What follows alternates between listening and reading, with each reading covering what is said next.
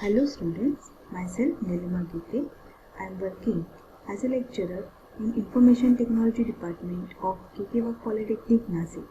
Today we are going to see what is servlet, how servlet works and servlet life cycle.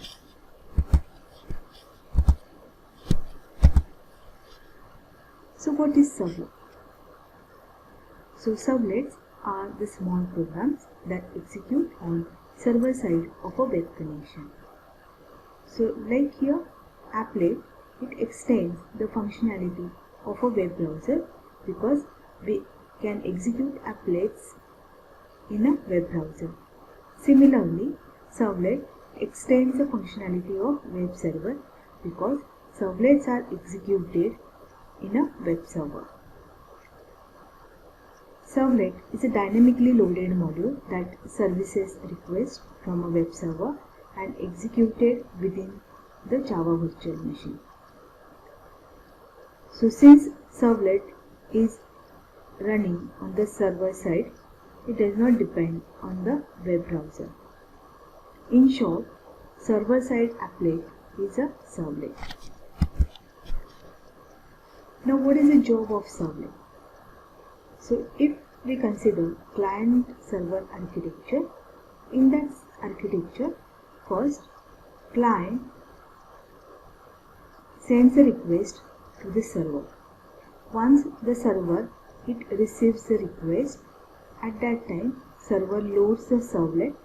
So now here the first job of servlet is it reads the explicit data sent by client as well as it reads the implicit data sent by client.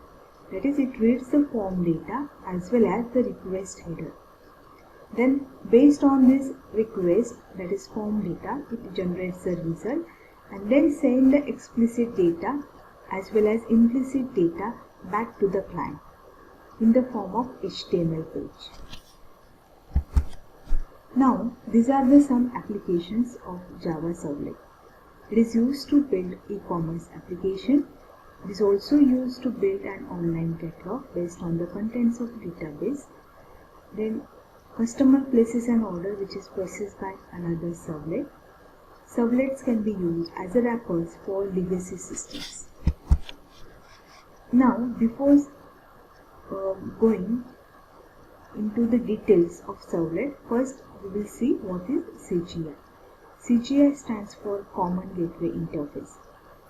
Now, in earlier days, the server, it uses a CGI script to process the client data. So, when client sends a request to the server, at that time, CGI script, it computes the result for server and then it quits. It means it terminates the client request immediately. Server returns response to the client. Again, when client sends another request, the CGI script loaded again it computes the result and it quits and the server returns the response to the client. It means for each client request, CGI script is loaded or server starts the CGI script. So each time your server, it starts a CGI script. So this is the disadvantage of this CGI, that is Common Gateway Interface. Okay, because it wastes the processor as well as memory resources. Again, it does not platform independent because it is written in C, C++ and Perl language. So nowadays, instead of CGI, here servlets are used by server to process the client request. Now here, what is the job of servlet or what is the function of servlet? So whenever client sends a request to the server, at that time immediately server, it loads the servlet. Then servlet, it computes the result or it calculates the result, processes the result and does not quit. Means for that client request, servlet, it calculates the result and immediately server it sends a response to the client. Again, when client sends another request to the server, then servlet it processes that request, it sends the response to the client machine. So in this case, the servlet it does not quit each time when the client request response is there. So this is the advantage of servlet. Now what are the benefits of servlets? So the first is efficiency. So servlets are more efficient, that is it uses a lightweight Java threads. Persistency. Servlets remain in a memory even if it terminates the connection with the client. Portability, that is it is platform independent. Robustness, it handles the error. Then garbage collector to prevent problems with the memory leaks. Extensibility, servlet supports inheritance, polymorphism concept, etc. Security provided by the server as well as the Java code is higher. Servlets are powerful because it can directly talk to the web server and facilitates services. It speeds up the development process, and Java is widely accepted this servlet technology.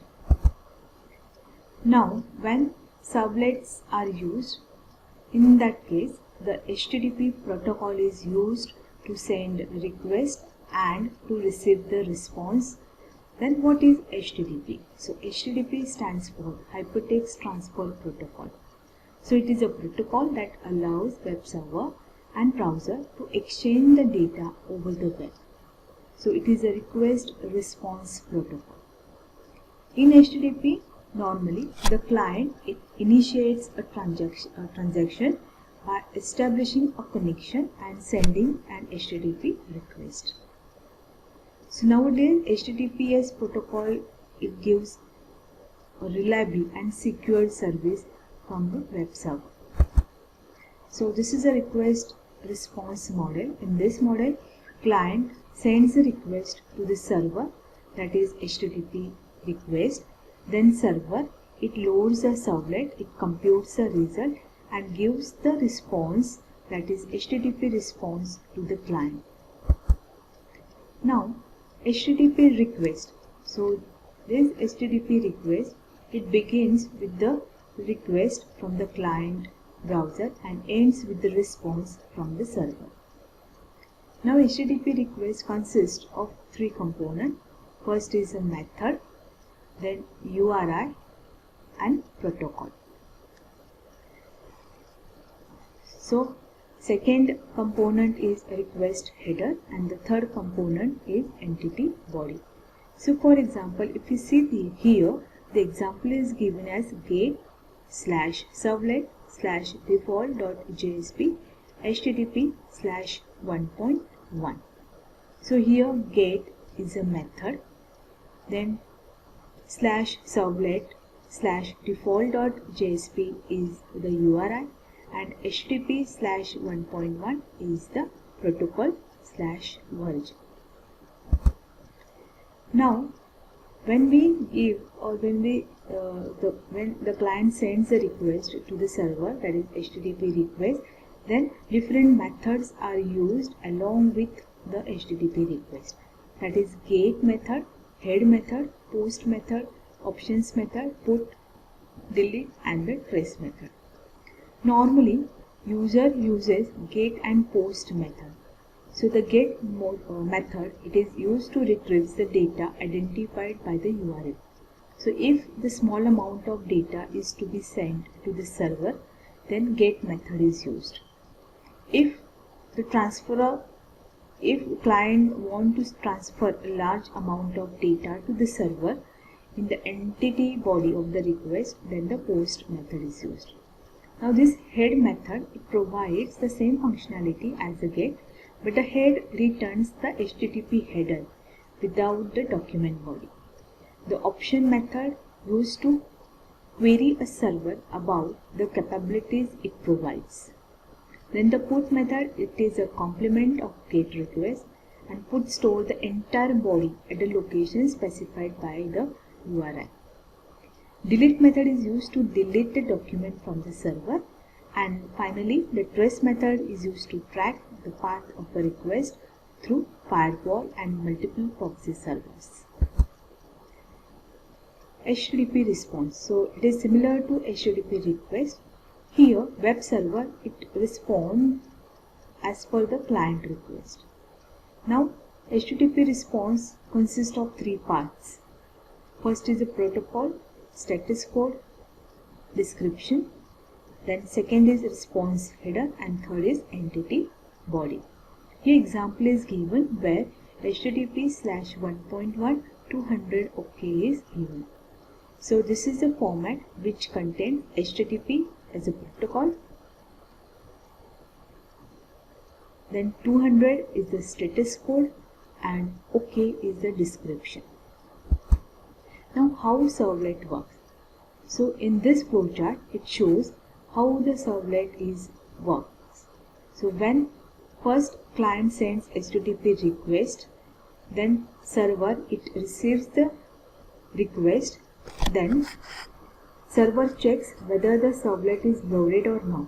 If the servlet is not loaded, then it loads the servlet, and if the servlet is loaded, then it checks whether the servlet is current servlet or not. If it is not, then again it loads the current servlet. If it is a current servlet, then it processes that request and then send the response to the client in the form of HTTP response. Now this is a servlet application architecture where the servlet APIs are used. That is, the generic servlet and HTTP servlet classes are used to handle the request and response. The generic servlet class is used to handle all types of requests and responses, whereas HTTP servlet class handles HTTP request and HTTP response only. So here it is a client server architecture. In that server, client sends a request to the server, then server it loads the servlet and it executes its service method. Then based on the request, it gives the response to the client machine. In the HTTP servlet also, here the browser it sends a request to the server, then server it loads the servlet and it executes either do get or do post method, and then it sends a response to the browser. Now the life cycle of servlet, it consists of major three methods. First is init, then service, and the destroy. So the sequence of the life cycle of the servlet is: first, when the user enters the URL to a web browser, it generates a HTTP request, and then that request is sent to the server. This HTTP request is received by the server, and server maps this request to the particular servlet, and then servlet is dynamically retrieved and it is loaded into the address space of the server. Once the servlet is loaded, it invokes the init method of the servlet, which is used to initialize the parameter of the servlet.